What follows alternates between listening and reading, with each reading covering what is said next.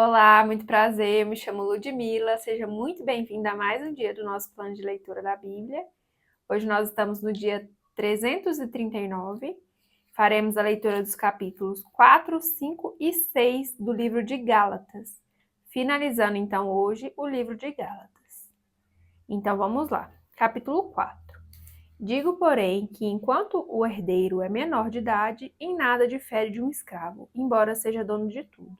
No entanto, ele está sujeito a guardiões e administradores até o tempo determinado por seu pai. Assim também nós, quando éramos menores, estávamos escravizados aos princípios elementares do mundo. Mas, quando chegou a plenitude do tempo, Deus enviou seu Filho, nascido de mulher, nascido debaixo da lei, a fim de redimir os que estavam sob a lei, para que recebêssemos a adoção de filhos. E porque vocês são filhos, Deus enviou o Espírito de seu Filho ao coração de vocês. E ele clama: Abba, Pai. Assim você já não é mais escravo, mas filho. E por ser filho, Deus também o tornou herdeiro. A preocupação de Paulo com os Gálatas. Antes, quando vocês não conheciam a Deus, eram escravos daquele que por natureza não são deuses. Mas agora, conhecendo a Deus, ou melhor, sendo por ele conhecidos, como é que estão voltando àqueles mesmos princípios elementares, fracos e sem poder? Querem ser escravizados por eles outra vez? Vocês estão observando dias especiais, meses, ocasiões específicas e anos. Temo que os meus esforços por vocês tenham sido inúteis. Eu suplico, irmãos, que se tornem como eu, pois eu me tornei como vocês. Em nada vocês me ofenderam. Como sabem, foi por causa de uma doença que preguei o Evangelho pela primeira vez a vocês. Embora minha doença tenha sido uma provação, vocês não me trataram com desprezo ou desdém. Ao contrário, receberam-me como se eu fosse um anjo de Deus, como o próprio Cristo Jesus. O que aconteceu com a alegria de vocês? Tenho certeza de que, se fosse possível, vocês teriam arrancado os próprios olhos para dá-los a mim. Tornei-me inimigo de vocês por dizer a verdade? Os que fazem tanto esforço para agradá-los não agem bem, mas querem isolá-los a fim de que vocês também mostrem zelo por eles. É bom sempre ser zeloso pelo bem, e não apenas quando estou presente. Meus filhos, novamente estou sofrendo dores de parto por sua causa, até que Cristo seja formado em vocês. Eu gostaria de estar com vocês agora e mudar o meu tom de voz, pois estou perplexo quanto a vocês. Sara e Agar. Digam-me vocês, os que querem estar debaixo da lei. Acaso vocês não ouvem a lei? Pois está escrito que Abraão teve 2 filhos, um da escrava e outro da livre. O filho da escrava nasceu de modo natural, mas o filho da livre nasceu mediante promessa. Isso é usado aqui como ilustração. Estas mulheres representam 2 alianças.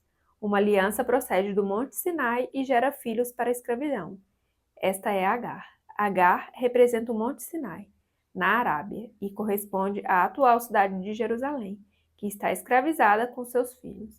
Mas a Jerusalém do Alto é livre e é a nossa mãe, pois está escrito: regozije-se, ó estéril. Você que nunca teve um filho, grite de alegria. Você que nunca esteve em trabalho de parto, porque mais são os filhos da mulher abandonada do que os daquela que tem marido. Vocês, irmãos, são filhos da promessa, como Isaque. Naquele tempo, o filho nascido de modo natural perseguiu o filho nascido segundo o Espírito. O mesmo acontece agora, mas o que diz a Escritura? Mande embora a escrava e o seu filho, porque o filho da escrava jamais será herdeiro com o filho da livre. Portanto, irmãos, não somos filhos da escrava, mas da livre. Capítulo 5. A liberdade em Cristo. Foi para a liberdade que Cristo nos libertou. Portanto, permaneçam firmes e não se deixem submeter novamente a um jugo de escravidão.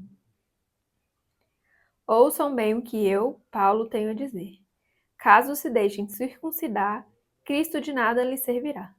De novo declara a todo homem que se deixa circuncidar que ele está obrigado a cumprir toda a lei. Vocês que procuram ser justificados pela lei, separaram-se de Cristo, caíram da desgraça. Pois é mediante o Espírito que nós aguardamos pela fé e justiça, que é a nossa esperança. Porque em Cristo Jesus, nem circuncisão, nem incircuncisão tem efeito algum, mas sim a fé que atua pelo amor. Vocês corriam bem. Quem os impediu de continuar obedecendo à verdade? Tal persuasão não provém daquele que os chama. Um pouco de fermento leveda toda a massa. Estou convencido no Senhor de que vocês não pensarão de nenhum outro modo. Aquele que os perturba, seja quem for, sofrerá condenação. Irmãos, se ainda estou pregando a circuncisão, por que continuo sendo perseguido? Nesse caso, o escândalo da cruz foi removido. Quanto a esses que os perturbam, quem dera que se castrassem. Irmãos, vocês foram chamados para a liberdade, mas não usem a liberdade para dar ocasião à vontade da carne. Ao contrário, sirvam uns aos outros mediante o amor. Toda a lei se resume num só mandamento: ame o seu próximo como a si mesmo. Mas se vocês se mordem e se devoram uns aos outros, cuidado para não se destruírem mutuamente. Vida pelo Espírito. Por isso digo, vivam pelo Espírito, e de modo nenhum satisfarão os desejos da carne. Pois a carne deseja o que é contrário ao Espírito, o Espírito o que é contrário à carne. Eles estão em conflito um com o outro, de modo que vocês não fazem o que desejam. Mas se vocês são guiados pelo Espírito, não estão debaixo da lei. Ora, as boas obras da carne são manifestas: imoralidade sexual, impureza e libertinagem, idolatria e feitiçaria, ódio, discórdia, ciúmes, ira, egoísmo, dissensões, facções e inveja, embriaguez, orgias e coisas semelhantes. Eu os advirto, como antes já os adverti. Aqueles que praticam essas coisas não herdarão o reino de Deus. Mas o fruto do Espírito é amor, alegria, paz, paciência, amabilidade, bondade, fidelidade, mansidão e domínio próprio. Contra essas coisas não há lei. Os que pertencem a Cristo Jesus crucificaram a carne, com as suas paixões e os seus desejos.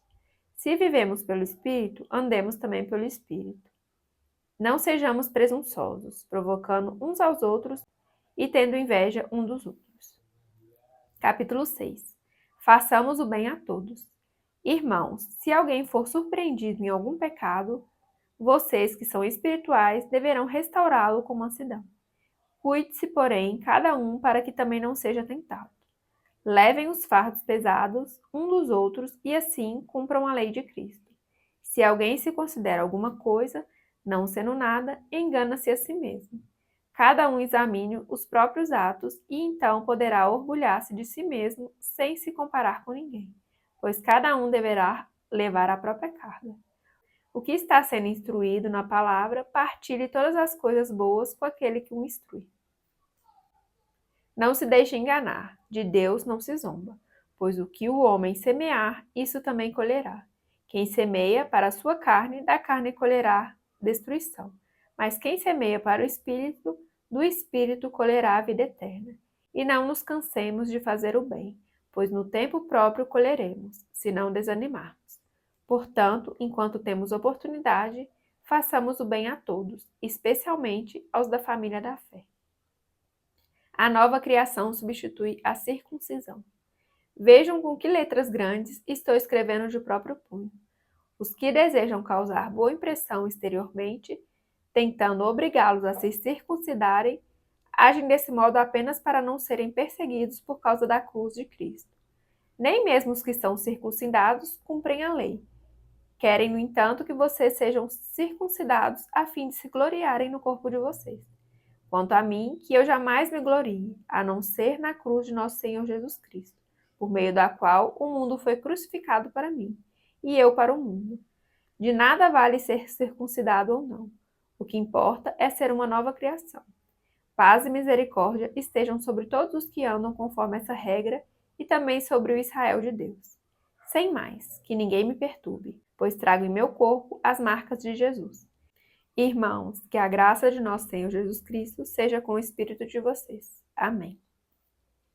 Finalizamos hoje, então, o livro de Gálatas, finalizamos a leitura do dia. Muito obrigada pela sua companhia, fique com Deus e até amanhã. Tchau, tchau.